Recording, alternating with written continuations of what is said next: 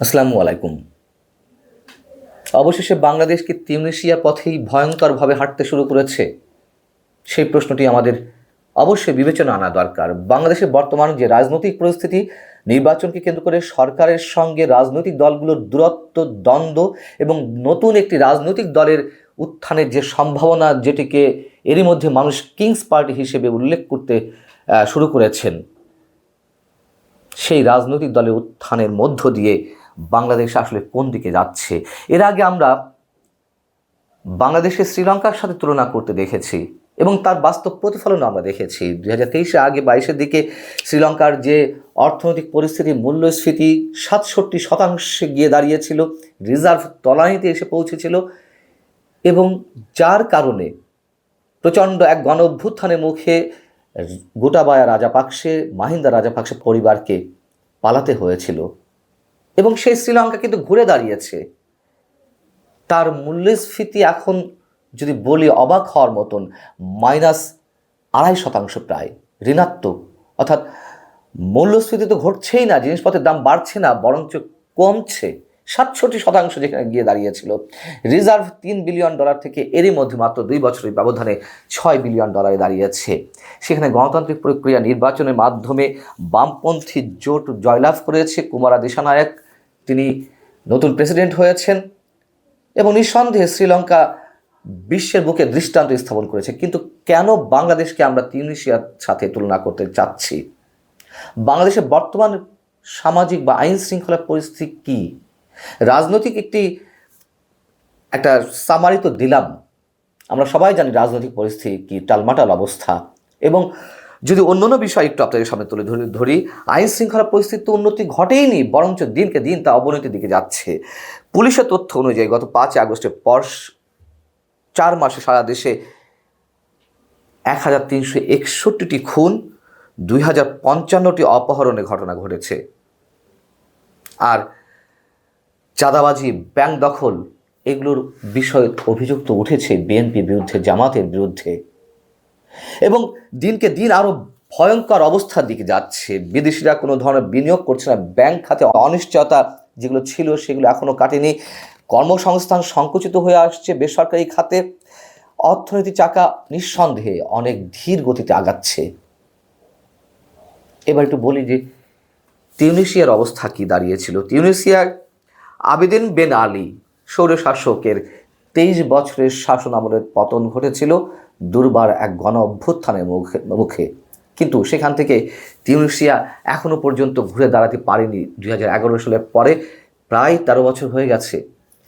তিউনিসিয়ার ইতিহাসটা যদি আমরা একটু সংক্ষেপে নিয়ে আসি, যখন প্রচণ্ড বিক্ষোভের মুখে বেন আলীর পতন ঘটল, তখন সেখানে অন্তর্বর্তী সরকারের প্রধানমন্ত্রী হলেন, বা তখন যে প্রধানমন্ত্রী ছিল তার নাম ছিল মোহাম্মদ ঘানৌচি। তার নেতৃত্বে অন্তর্বর্তী সরকার গঠন হওয়ার পরে অস্থিরতা কাটল না। একের পর এক আন্দোলন, একের পর এক দাবি, ভয়ঙ্কর এক অস্থিরতার মুখে নতুন অন্তর্বর্তী সরকার গঠিত হলো সাইদ এসেবসির নেতৃত্বে। কিন্তু একই অবস্থা, তিনিও সামাল দিতে পারছিলেন না। একটা পর্যায়ে নির্বাচন দিতে বাধ্য হলো কয়েক মাসের মধ্যে, মোটামুটি 2-3 মাসের মধ্যে। তখন ইসলামপন্থী ইন্নাদে পার্টি ক্ষমতায় এলো। কিন্তু এই যে ইসলামপন্থী ইন্নাদে পার্টি ক্ষমতায় এলো, তাদের যে বিভিন্ন এজেন্ডা, তাদের যে বিভিন্ন ধরনের পদক্ষেপ, সেগুলো মানুষের কাছে পশ্চাদমুখী এবং প্রতিক্রিয়াশীল হিসেবে প্রমাণিত হলো। সেই এন্নাদা পার্টির বিরুদ্ধেও দুর্বার আন্দোলন গড়ে উঠল। অবশেষে 2 বছরের মাথায় আবার একটি নির্বাচন হলো। 2014 সালে ক্ষমতা গ্রহণ করলেন নতুন প্রেসিডেন্ট সেই সাইদ এসেবসি। কিন্তু 2019 সাল পর্যন্ত তিনি ঠিকই ক্ষমতায় ছিলেন। তিনিও এক ধরনের স্বৈরতন্ত্র কায়েম করলেন। বিপ্লবের শুরুর দিকে যে টালমাটাল অবস্থা, টালমাটাল অর্থনৈতিক পরিস্থিতি, কোনো কিছুকে তিনি সামাল দিতে পারলেন না, বরঞ্চ সেগুলো উত্তরোত্তর বৃদ্ধি পেতে লাগলো। পরে ক্ষমতায় এলেন দুর্নীতি বিরোধী প্ল্যাটফর্মের জায়গা থেকে স্কাই সাইদ, এবং ঠিক একই অবস্থা যথারীতি 2021 সালে 2 বছরের মধ্যে তীব্র সংকট দেখা দিল তিউনিসিয়ার বিভিন্ন জায়গায়। সেই পরিস্থিতি এখনও চলছে এবং তিনি একটা সময় সংবিধানের অনেক অংশ স্থগিত রাখলেন। নিজের ক্ষমতাকে জোর করে টিকে রাখতে তিনি আরও যা যা করার সেইগুলো অবলম্বন করতে লাগলেন। আমরা কি মেলাতে পারছি বাংলাদেশের অনেক কিছুর সঙ্গে? এবং চলতি বছর এই অবস্থার মধ্যে দিয়েও কাইস সাইদ আবারও প্রেসিডেন্ট নির্বাচিত হলেন। কি অবস্থায়, কোন পরিপ্রেক্ষিতে প্রেসিডেন্ট নির্বাচিত হয়েছেন তা তো আমরা বুঝতেই পারছি। আবারও সেই স্বৈরতন্ত্র। বাংলাদেশ সেদিকে যাচ্ছে কিনা? যে আশা, যেই স্বপ্ন নিয়ে 5 আগস্টে গণ অভ্যুত্থান সংগঠিত হয়েছিল, তারপরে গত 5 মাসে আমরা কোথাও কি একটা পজিটিভ সাইন দেখতে পাচ্ছি? কোনো ক্ষেত্রে ইতিবাচক কোনো পরিবর্তন আমরা আনতে পেরেছি না। তিউনিসিয়ার দীর্ঘ ইতিহাসের যে সংক্ষিপ্ত বর্ণনা আপনাদের সামনে তুলে ধরলাম, তার থেকে কি অন্য পথে হাঁটতে পারছে বাংলাদেশ? রাজনীতি, ক্ষমতা, অর্থনীতি, সামাজিক অস্থিরতা, আমরা অনেকেই দেখছি যে তিউনিসিয়ার মতোই বাংলাদেশে অনেকখানি মিল রয়েছে। যে শ্রীলঙ্কার সাথে বাংলাদেশের তুলনা করা হচ্ছিল সেটি নেগেটিভ অর্থে, কিন্তু পজিটিভ অর্থে আমরা শ্রীলঙ্কার সাথে কোনো মিল খুঁজে পাচ্ছি না। শ্রীলঙ্কাতে কেন এগুলো সংগঠিত হলো? সেখানে রাজনৈতিক দলগুলোর কমিটমেন্ট ছিল। শ্রীলঙ্কাতে যে তরুণরা নেতৃত্ব দিয়েছিল, সেই তরুণরা যার যার কাজে ফিরে গিয়েছে। আমাদের দেশে, এই বাংলাদেশে 5 আগস্টে যা ঘটল, নিঃসন্দেহে ছাত্র জনতার সম্মিলিত আত্মত্যাগের মধ্য দিয়ে একটা অভ্যুত্থান সংঘটিত হয়েছে। কিন্তু সেই তরুণরা, সেই ছাত্রদের একটি অংশ, আমি সবার কথা বলবো না, তাদের মধ্যে আমরা উচ্চাভিলাষ দেখতে পাচ্ছি।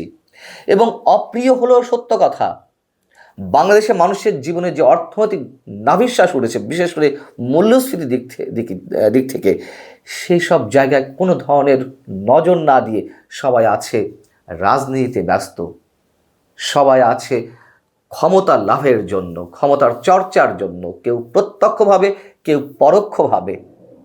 এবং সরকারের মধ্যে থেকেও আমরা যে ধরনের তাদের টার্গেট দেখতে পাচ্ছি, সেটাও খুব ভালো করতে কোনো ইঙ্গিত দিচ্ছে না। এবং আমাদের দেশে যে তরুণদের কথা বলছিলাম, যে ছাত্র নেতৃত্বের একাংশের কথা বলছিলাম, তারা নতুন রাজনৈতিক দল করবে, মানুষের, সাধারণ মানুষের কোনো ধরনের স্বস্তির কথা না ভেবে সবাই এখন প্রতিযোগিতায় ব্যস্ত। নিশ্চিতভাবে এখনও এই মুহূর্তে পর্যন্ত মনে হচ্ছে বাংলাদেশ তিউনিসিয়ার পথেই হাঁটছে। এবং আবারও সেই পুরনো কথা নতুন করে বলি, চেষ্টা করছেন আওয়ামী লীগকে অপ্রাসঙ্গিক করার, চেষ্টা করা হচ্ছে আওয়ামী লীগকে নিষিদ্ধ করার। এবং বিপরীতে যা দৃষ্টান্ত আমরা দেখছি, সব কিছুর মধ্য দিয়ে আমাদের ইতিহাস ঐতিহ্যকে মুছে ফেলার যে চেষ্টা, এর মধ্য দিয়ে যেই আওয়ামী লীগকে ফ্যাসিবাদ হিসেবে, স্বৈরাচার হিসেবে এখনও পর্যন্ত উপস্থাপনের চেষ্টা করা হচ্ছে, বা যদি ধরিয়ে নিয়ে সব কিছু সত্য, সেই আওয়ামী লীগকে বীর দর্পে ফিরে আসার সম্ভাবনার দুয়ারটি খুলে দিচ্ছে আমাদের সমন্বয়কদের একাংশ, তাদের বিভিন্ন বিতর্কিত কর্মকাণ্ডের মাধ্যমে। এ কথা আমি আরও 4 মাস আগে বলেছি, এখনও বলছি। আল্লাহ হাফেজ, ভালো থাকুন সবাই।